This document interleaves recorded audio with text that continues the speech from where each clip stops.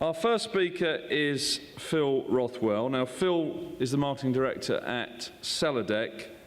SellerDeck is an online e-commerce system. They now have 5,000 clients, 2,000 clients that they're billing each month.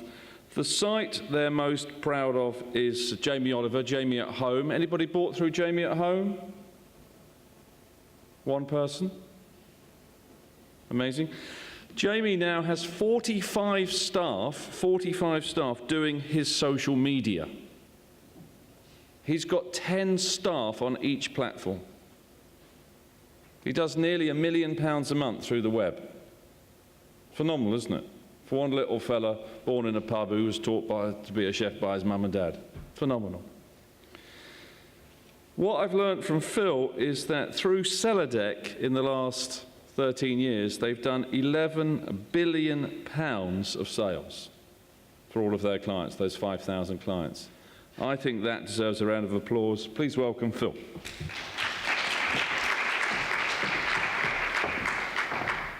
Thanks, Thomas. It's a great privilege to be asked to come and speak at this conference, and in fact any conference, I think, and to be given pretty much an open platform and to be able to talk about pretty much anything you love is even better. And so when I came here today and when I started pondering what I was going to talk about today, I thought I'd focus on some of the things I love, aspects of work I love. And the one aspect of work I really love is selling. SellerDeck is a company that was founded in the mid-1990s. Has anybody heard of a company called Actinic? Stick your hands up. We used to be called Actinic. Who's heard of SellerDeck, just as a matter of interest, before they came here today? Okay. Well, we're a local business. We write e-commerce software. We sell it to small and medium-sized enterprises. And over the years, we've had about 50,000 clients use our software. And today, we have about 5,000. We're based in West Byfleet, and as well as providing software and services, we work with companies like BWeb and Zoe, and who use our platform and deploy it for customers, and we also do some of that ourselves. What I want to talk about today is upselling and cross-selling. When I started selling myself about 20 years ago, I met a sort of a baffling array of people who told me all kinds of interesting things about what sales was about. Mainly it seemed to be that selling was some kind of black art and you needed to be some sort of ninja master in order to sort of to master that art, and it was kind of like a cross between, I suppose, being a market salesman, a horse whisperer. It was some sort of magic. But what I discovered, the truth is that selling is a skill you can learn, and you don't particularly have to be have any kind of mystical powers to be quite good at it. Over the last 15 years, we've worked to try and work out how we connect the world of personal selling into the world of e-commerce, so that actually moving sales from being a personal activity or to being an online activity successfully. And a big part of this, actually, and one area you can transition these skills, is in upselling and cross-selling. What's the big deal about it? Well, if you go to Amazon, and we know that Amazon is probably one of the UK's favourite places to shop online. We've done some research that suggests that for consumers.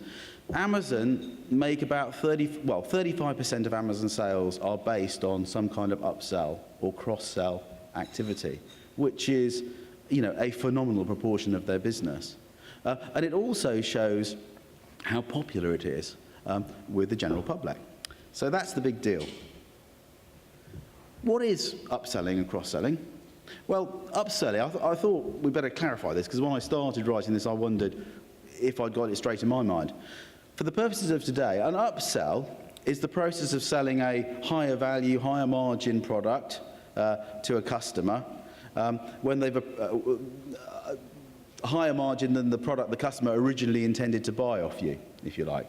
Cross-selling is selling some additional items with the main product you've sold alongside it, thereby increasing the value of the sale. And of course this makes perfect sense, because if you're fortunate enough and I suppose skillful enough to attract customers, convince them that you're the right supplier, and sell them goods and services, actually, once you've sold them one product or one service, selling them further goods and services is by far and away the cheapest and most effective way of growing your business. That's true offline, and it's certainly true online. So upselling is about selling a higher value item. Someone approaches you and asks for a 16 gig iPhone 5 and walks out of the shop with a 32 gig iPhone 5S, you've actually upsold them. Someone walks in and asks for a 16 gig iPhone 5 and walks away with that plus an iPod dock, some very nice headset they can listen to, and a car charger, and that's cross-selling. How do you do it? Well, I was going to talk about this in two stages. First of all, I was going to talk about the concept of it and how to approach it in, I suppose, the personal selling world. And then I was going to talk about how you can apply those same skills and concepts to doing it online. The key to upselling and cross-selling is identifying what's motivating the customer. And that means using my favorite sales question, why? Phil, we'd like a new website design. Why? Phil, we're thinking of implementing a new payment system on our online store. Why? It's a great question. It's a question that actually seems, I suppose in a way, it seems a bit rude to ask and a bit challenging. But the truth is actually customers enjoy answering it. They like telling their story. It's a question that gives you access to the story that's behind their need. To give you an example of this, the example of this can seem obvious, but actually when you delve deeper, it can be, a little bit less clear. On Saturday, I had the great privilege of being at my niece's wedding, and my niece was there, and we had a great time. It was kind of a bit 4 weddings and a funeral, particularly on the dance floor later on, when my sister and myself hit the floor and showed our John Travolta type moves. But one of the questions my sister had to ask early in the stage is, we're going to get a wedding dress. And my niece needed a wedding dress. So the question is, I'd like to buy a wedding dress. The question, why do you want to buy a wedding dress? Well, one possible answer is, well, I need something to wear on my wedding day. I just want to say, even though I'm a bloke, I know that isn't the answer to that question. I mean, it is a possible answer to the question, but the truth is my niece didn't want something to wear on her wedding day. She wanted to look beautiful on her wedding day. In fact, she wanted to be the centre of attention on her wedding day, and by and large, I think she achieved that. So you have to go beyond the obvious and look at the motivating factors that drive your customer. Something for the guys here who might be struggling to connect with the whole wedding concept right now. I'd like to buy a camera. Why? Well, because I want to take some photographs. Well, okay, yeah, we know that, but it doesn't really tell us anything about you, does it? I'd like to buy a camera. Why? Well, I want to take some great photos of my adventure holiday in the Andes. Now that's a lot more interesting, and that tells us a lot more about why this camera is going to be required. So getting to the heart of why a customer's buying something is the first stage for upselling and cross-selling. The next thing is then actually working out how you're going to respond to that. And so when you know someone's looking at a wedding dress, you know and you realize that their goal is to look beautiful. It's not just about the dress. It's about the dress. It's about the makeup. It's about stockings. It's about shoes. It's about jewelry. It's actually partly about the experience of putting all this on and putting it together. So, on Saturday morning I was barred from my mum's house because, the bride and the bridesmaids were getting dressed, and that was like a ritual. So it's much bigger than the dress. And so when you're selling products and services in the wedding market, there's a whole range of options about how you can make not just the dress and the outfit perfect, but how you can actually have the experience of applying the dress and the outfit and make that perfect as well. And that's how you find your opportunity for upselling. If you're talking to someone who wants to record their adventure, then yeah, they want a camera. Perhaps they want to take great shots. They might need something like an SLR, but they might actually want a GoPro as well, something they can strap to their mountaineering helmet so that when they're climbing up the Andes, they've got some great shots of themselves climbing up a cliff face or even possibly falling off a cliff face. If they have that, they're going to need a rugged case, aren't they? They're going to need multiple SD cards. You're not going to sort of be sitting in a jungle somewhere downloading photos onto your computer. You want some holders to keep them safe and dry so you don't lose your shots. You want batteries, multiple batteries, because you might be away from the power supply. You might want chargers that are battery operated so you can charge your rechargeable batteries when you're in a remote location. Do you see how getting a deeper understanding of what's motivating the customer then gives you access to a whole range of options for upselling them and selling them stuff they need to go alongside the original product they're looking for? So that's how it works in personal selling, but how do you transition that then into selling online? How do you identify someone's motivations and drivers when it's sort of 8 p.m. at night, you're at home tucking into your dinner, and they're surfing the web, you know, before they have a bath and go to bed? Well, it's harder because you're not going to have an interactive conversation. And even today, you know, getting computers to have interactive conversations with people is extremely hard work. You know, if you ever talk to Siri, you'll find out why. There are a range of options here. The first one is sales analysis. You know, you get your sales figures out, you look at what you've sold, and you try and look at trends. What stuff do people buy together? What stuff do people buy? What are the categories of that product? You know, people are buying GoPros, which if you don't know what a GoPro, it's one of these little cameras you carry around with you, and it means you can create a video blog of yourself and post it on Facebook. And trust me, there are people who earn hundreds of thousands of pounds a year doing that. If you look at your sales, you can kind of imply and extract, you know, imply things from your sales figures, from your sales data. You can do consumer research. I mean, that's actually a lot easier than you imagine. I mean, one way you can do it is you can actually get a list of a subset of your customers and call them up and ask them why they bought the products they did and what they were using for. You can email them and do the same thing. Before I came here today, in fact yesterday, we did some consumer research with Toluna Quick surveys where we went off and we asked them about what their favourite features were for upselling and cross-selling online. So I'd have some real data for you today. You can do that. It doesn't really cost a lot of money. I mean, I think 205 questions to 250 consumers cost us 250 quid. So it's not a big outlay. Web analytics, you can look at how people view your site, what pages they look at, how they flow through your site. You can imply things from those. And the other thing you can use is use what we call customer personas. That means when they go to the site, instead of presenting a hierarchy of sections and subsections and categories, you talk to people in a language you think that's going to connect to them. To give you an idea of that, if you are selling to someone buying cameras, you might say, click here to see first-time cameras for snap-happy kids. Pocket-sized cameras for family fun.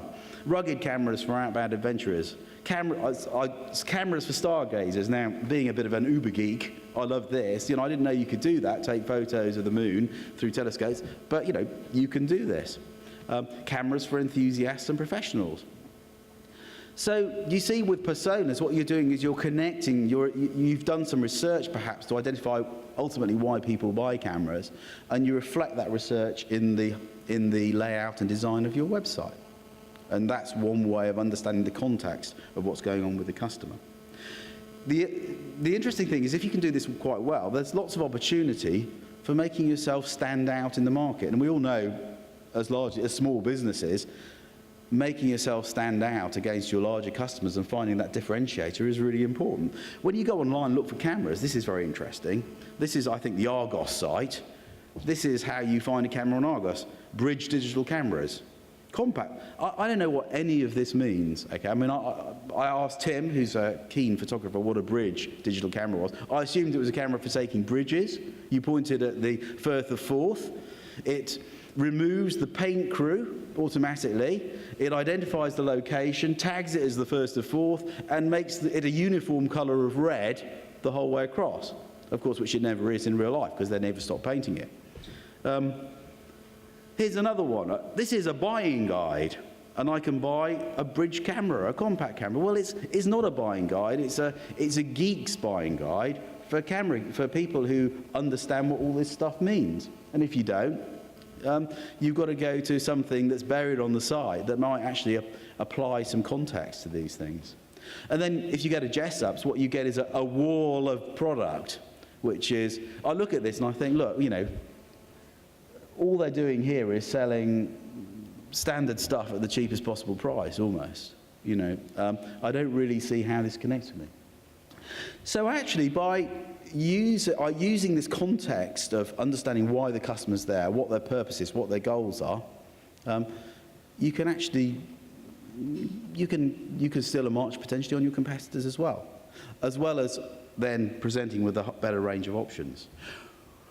Once you've identified possible products for upsale, then online you've got a range of techniques you can apply to achieving this. And I'm going to run through a few of them now.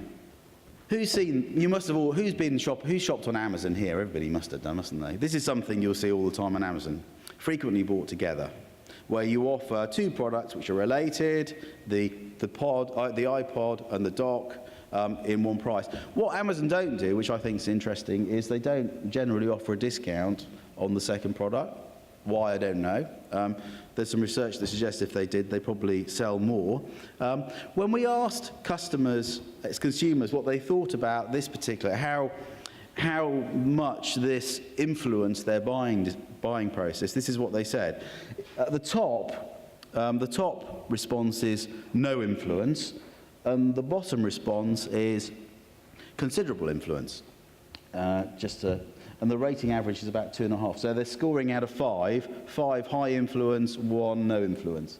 You can see that probably 44% of people, 45% of people rate this feature as having some influence or more. That's quite a significant number of people. So if you're wondering whether it's a good idea to invest all this effort, 45% of the people who respond to this survey said, well, actually, you know, I think this influences me to some degree. So that's that's a useful feature to have. Let's look at another feature: buy one get one free. And we know this works because the supermarkets use it all the time. And despite people moaning about it, they still continue to use it. They wouldn't use it if it didn't work. When you look at the response to this, you can see that extra, if you like, nudge, that shove, the deal clincher, which is some form of discount, some sort of free product, actually has quite a significant. And here we've got, well, 45, 55, 60, 85% of people are saying this has some influence or greater. So this is, if your software online system can manage this kind of manage this process, this is a great way of increasing your sales, so long as you don't completely disrupt your margins, etc. Of course. Also bought. Here we have a similar story to the first feature, which is buy this product with that product. About 50% well, 60% of people said it had very little influence on them.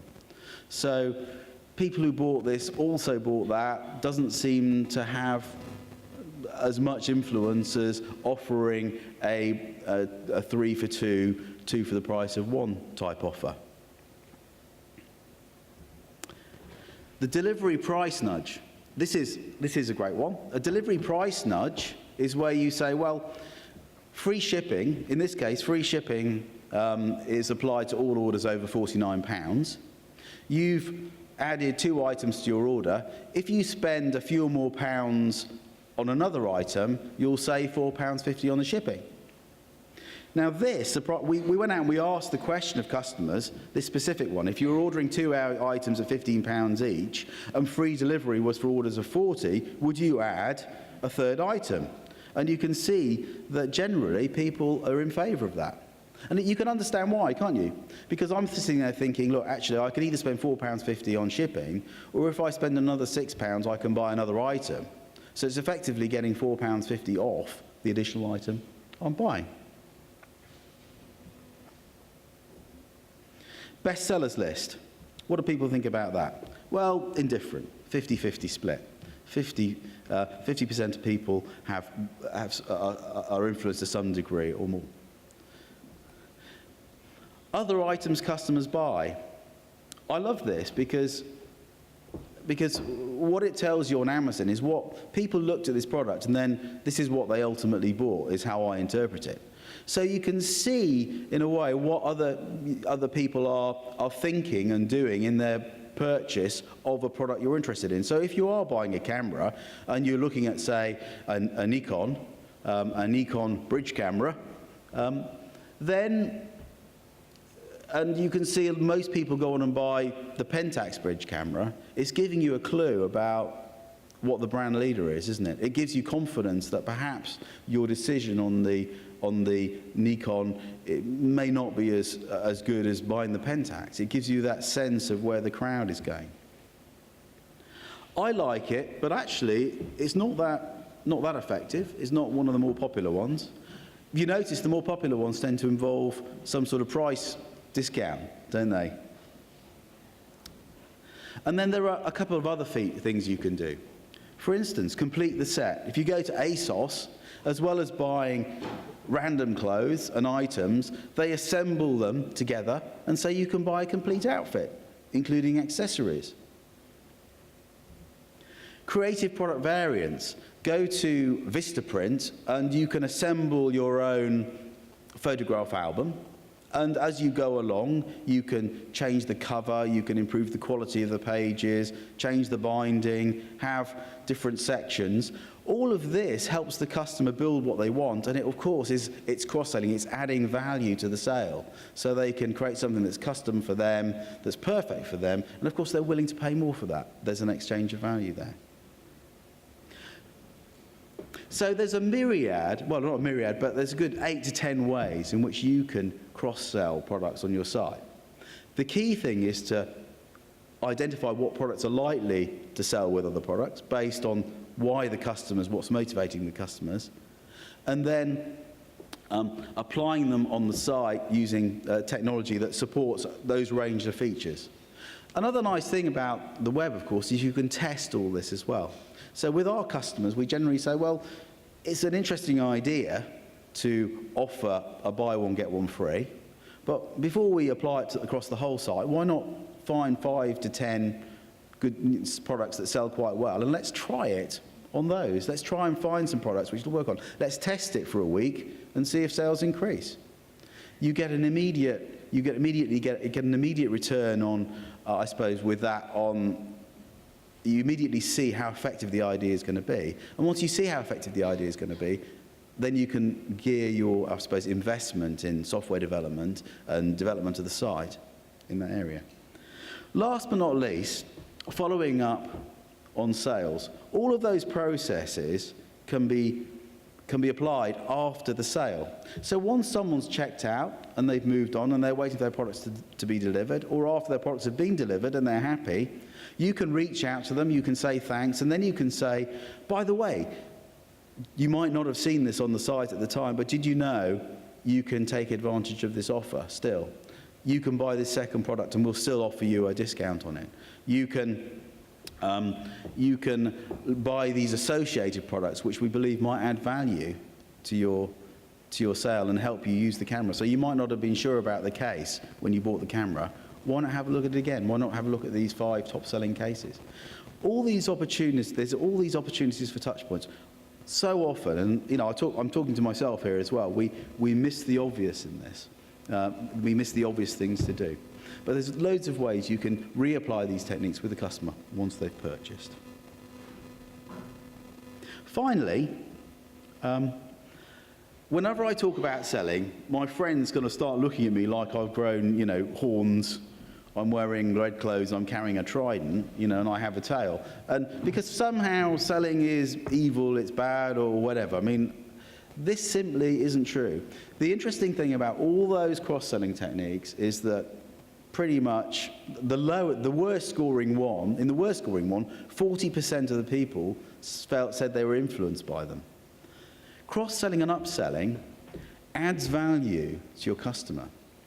It enables you to demonstrate that you understand the customer's requirements, you understand your products, and it helps you to join those two things together to give your customers a better service. It's actually when selling becomes consulting.